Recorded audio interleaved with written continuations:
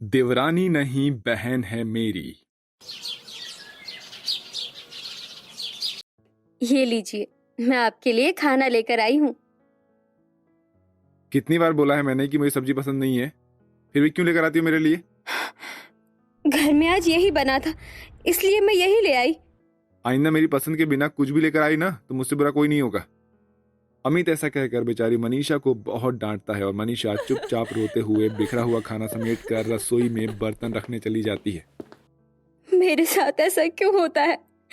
इस घर के अंदर आखिर मैंने ऐसा क्या किया जिसकी सजा अमित जी मुझे दे रहे हैं? तभी मनीषा की सास के चिल्लाने की आवाज आती है। मनीषा, मनीषा, अरे कहाँ मर गई? आई माँ जी। मनीषा अपनी सास के कमरे में जाती है जहां उसकी सास की सहेली विनीता भी बैठी होती है। तुझे कितनी देर से आवाज लगा रही हूँ, सुनाई नहीं देता क्या तुझे? माँ जी, मैं रसोई में बर्तन धो रही थी। अच्छा चल, सुनीता के लिए चाय बना कर ला। शकुंतला के कहने पर मनीषा चाय बनाने के लिए रसोई में जाती है, जिसके बाद शकुंतला विनीता से कहती है, अब तो बस मेरे छोटे बेटे की शादी और हो जाए, फिर तो मैं गंगा नहाऊंगी। अरे हाँ, मैं तो भूल ही गई थी कि तेरा एक छोटा बेटा भी है। आजकल क्या कर रहा है वो?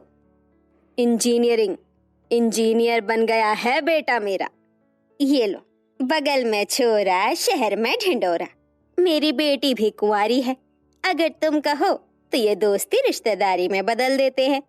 शकुंतला ये सुनकर बहुत खुश होती है और उसी वक्त चाय लाते लाते ये बातें मनीषा भी सुन लेती है। चाय वहां रखने के बाद मनीषा वहां से चली जाती है और रसोई में काम करते हुए खुद ही से कहती है, आजकल तो देवरानियां भी बहुत जालिम होती है।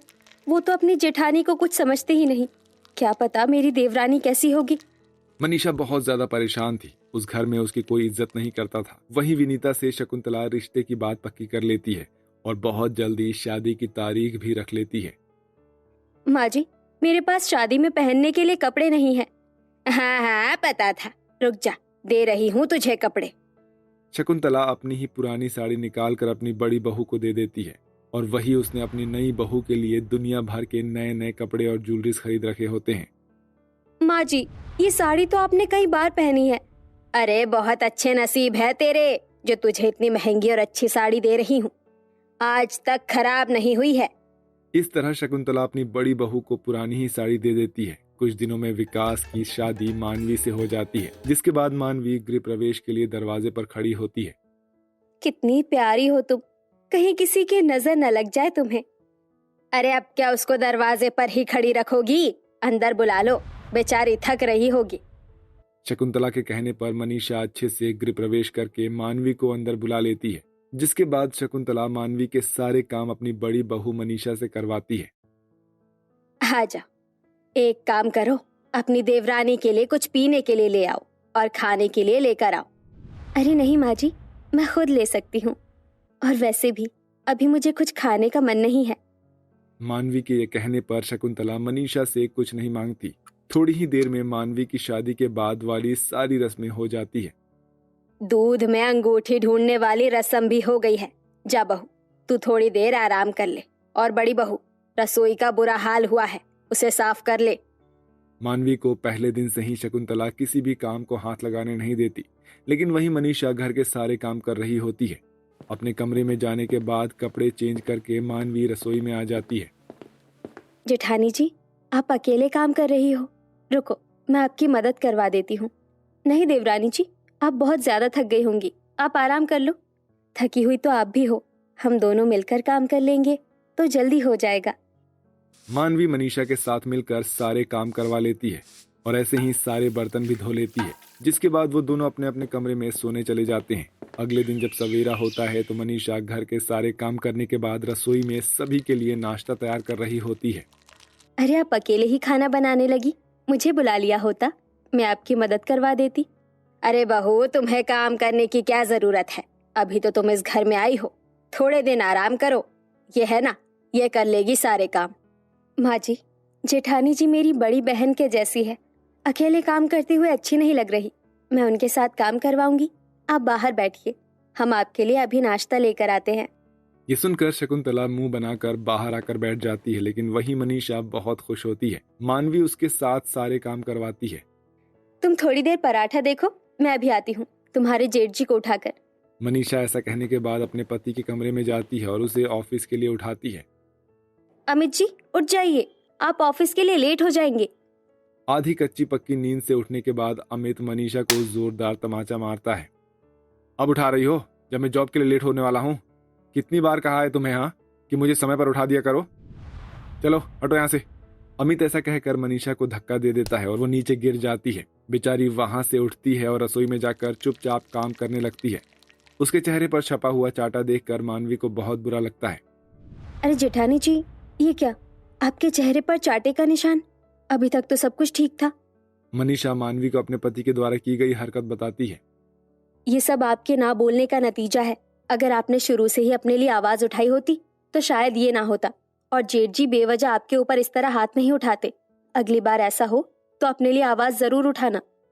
मनीषा मानवी की बात समझती है और वो दोनों बहनों की तरह ससुराल में रहने लगती है, जो अमित और शकुंतला को जरा भी रास नहीं आता। आजकल ये दोनों एक दूसरे के साथ बहुत ज्यादा रह रही हैं। सो तो है, सही बोल रहे हो तुम। अरे बेटा विकास, तू अपनी पत्नी के ऊपर थोड़ी लगाम रख। ये सुनकर विकास को बहुत अजीब लगता है और वो कहता है, अरे माँ, लगाम घोड़ी के ऊपर लगाई जाती है और वो मेरी पत्नी है, उसके ऊपर लगाम क्यों लगाऊं? और वैसे भी जो भैया भाभी के साथ करते हुए आए हैं ना, वो मैं अपनी पत्नी के साथ कभी नहीं करूंगा।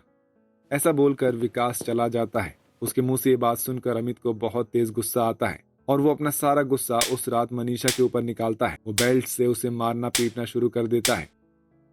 मत मारो मुझे, क्यों मार रहे हो? मैंने ऐसा क्या किया है? अमित बिना रुके बेल्ट से उसे मारता ही रहता है और उसके चीखने चिल्लाने की आवाज को सुनकर मानवी भागते हुए अपनी जेठानी के रूम में आ जाती है। जेठ जी, छोड़ दीजिए उन्हें, क्यों मार रहे हो आप इन्हें? तुम बीच में मत पड़ो हमारे, चली जाओ यहाँ से। मैं अपनी बहन को छोड़कर यहाँ से नहीं जाऊंगी। तभी वहां पर विकास आ जाता है। मानवी चलो यहाँ से, ये भैया भाभी का मैटर है। विकास ऐसा कहकर मानवी का हाथ पकड़कर उसे वहां से ले जाने लगता है, लेकिन तभी मानवी उसका हाथ झटक देती है, जिसकी वजह से विकास गुस्से में मानवी के मुंह पर एक तमाचा मारता है। ये देखते ही मनीषा की आंखों में से आंसू आ जाते हैं और वो विकास के मुंह पर एक जोरदार चाटा मारती है। देवरानी नहीं, छोटी बहन है मेरी, और आइंदा मेरी छोटी बहन के ऊपर हाथ उठाया तो तुम्हारा हाथ तोड़ दूंगी, समझे तुम? ये देखकर अमित मनीषा को फिर से एक तमाचा मारने वाला होता है, लेकिन इस बार मनीषा उसका हाथ पकड़कर उसे रोक लेती है और उसी के मुंह पर जोरदार तमाचा मारती है।